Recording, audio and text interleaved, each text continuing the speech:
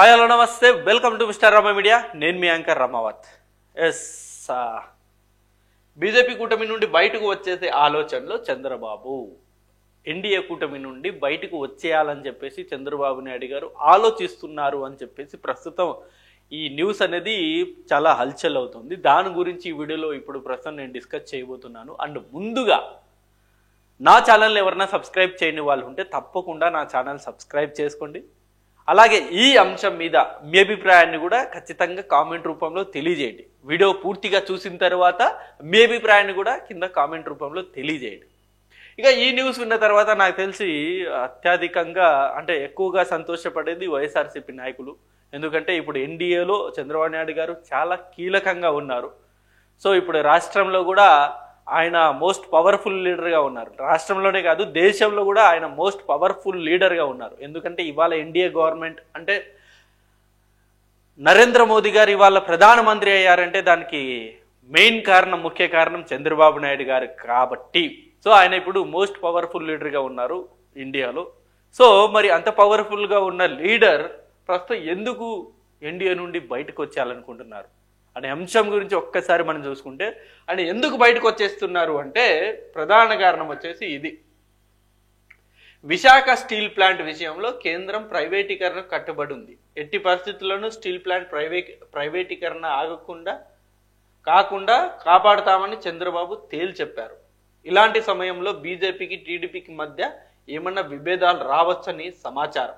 ఈ విషయంపై కేంద్రంతో టీడీపీ తేల్చుకోవాల్సి ఉంటుంది. అవసరమైతే ఎన్డీఏ నుండి చంద్రబాబు బయటకు రావాలని రాజకీయ విశ్లేషకులు భావిస్తున్నారు.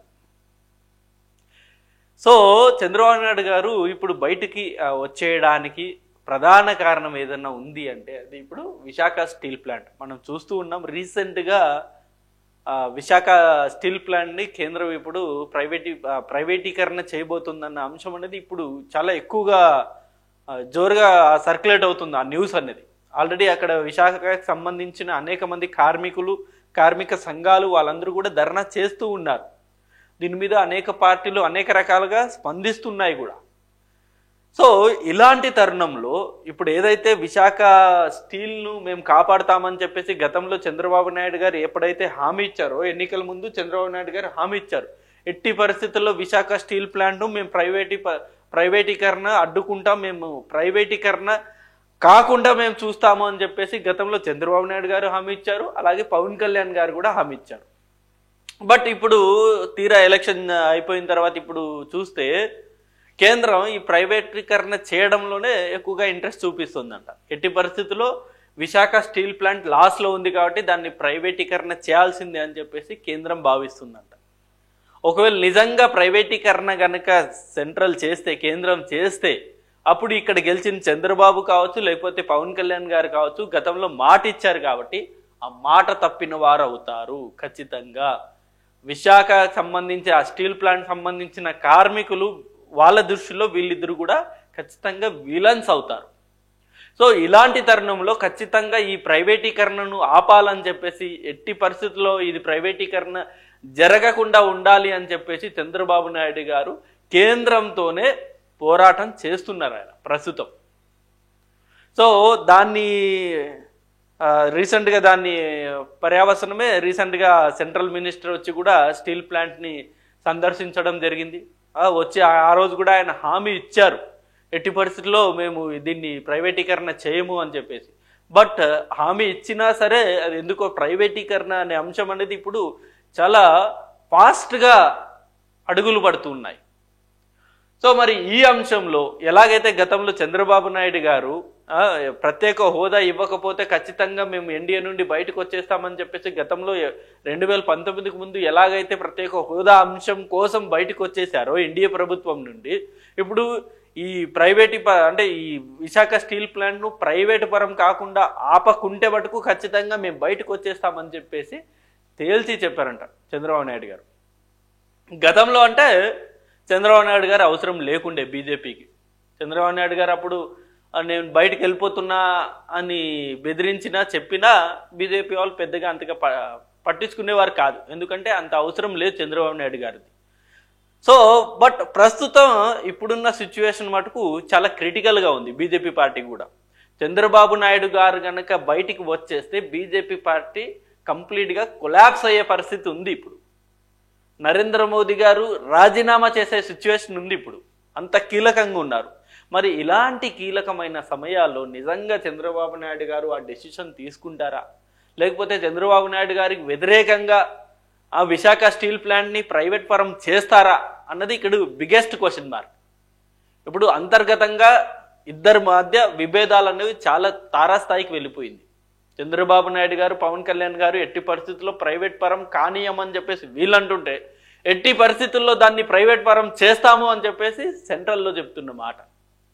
మరి దీనికి సొల్యూషన్ అనేది అతి త్వరలో మనకైతే తెలుస్తుంది. నిజంగా దీన్ని ప్రైవేట్ పరం చేస్తారా, ఒకవేళ ప్రైవేట్ పరం చేస్తే నిజంగా బీజేపీ అంటే ఎన్డీఏ కూటమి నుండి చంద్రబాబు నాయుడు గారు బయటకు వచ్చేస్తారా అన్నది మనకు భవిష్యత్తులో తెలుస్తుంది. సో ఇంకొకటి, చంద్రబాబు నాయుడు గారు ఎన్డీఏ ప్రభుత్వం నుండి బయటకు వచ్చేస్తే ఎలాంటి పరిణామాలు ఉంటాయో కూడా గతంలో మనం చూసాం.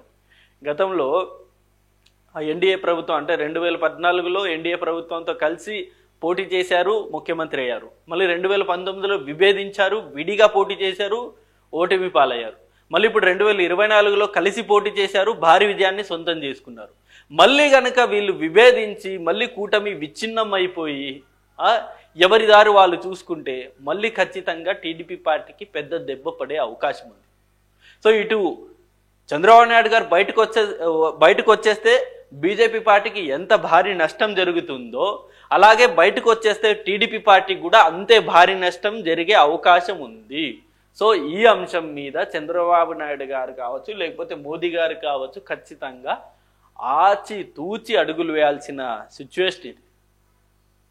సో చాలా సెన్సిటివ్ మ్యాటర్ అయిపోయింది. గతంలో ఎలాగైతే తెలంగాణ ఆంధ్ర అంశం ఎలాగైతే సెన్సిటివ్ మ్యాటర్ అయిందో, సున్నితమైన అంశంగా మారిందో, సో ఇప్పుడు విశాఖ స్టీల్ ప్లాంట్ కూడా చాలా సెన్సిటివ్ మ్యాటర్గా మారిపోయింది. చాలా సున్నితంగా దీన్ని డీల్ చేయాలి, అలాంటి సిచ్యువేషన్ ఏర్పడింది. మరి ఇలాంటి సిచ్యువేషన్లో మరి కేంద్రం మొండిగానే ముందుకెళ్తుందా, లేకపోతే చంద్రబాబు నాయుడు గారు షరతులు పెట్టినట్టుగా వెనక్కి విశాఖ స్టీల్ ప్లాంట్ ప్రైవేట్ పరం కాకుండా కేంద్రం అడ్డుకుంటుందా అన్నది భవిష్యత్తులో అయితే మనకు తెలుస్తుంది. సో ప్రస్తుతానికి ఇది అంశం. నిజంగా ఒకవేళ ప్రైవేట్ పరం చేస్తే ఎట్టి పరిస్థితుల్లో చంద్రబాబు నాయుడు గారు బయటకు వచ్చేసే ఆలోచన చేస్తున్నారు అని చెప్పేసి ప్రస్తుతం బయట సోషల్ మీడియాలో ఈ న్యూస్ అనేది చాలా సర్క్యులేట్ అవుతుంది. మరి చూద్దాం భవిష్యత్తులో నిజంగా విశాఖ స్టీల్ ప్లాంట్ అనేది ప్రైవేట్ పరం అవుతుందా, లేకపోతే దాన్ని అడ్డుకట్టు వేసి విశాఖ స్టీల్ ప్లాంట్ను కాపాడి చంద్రబాబు నాయుడు గారు కావచ్చు, పవన్ కళ్యాణ్ గారు చరిత్రలో నిలిచిపోతారా అన్నది చాలా క్వశ్చన్ మార్క్. సో ఇది అంశం. అంటే ఈ అంశం మీద మీ అభిప్రాయాన్ని కూడా కింద కామెంట్ రూపంలో తెలియజేయండి. Thank you for watching this video. Thank you.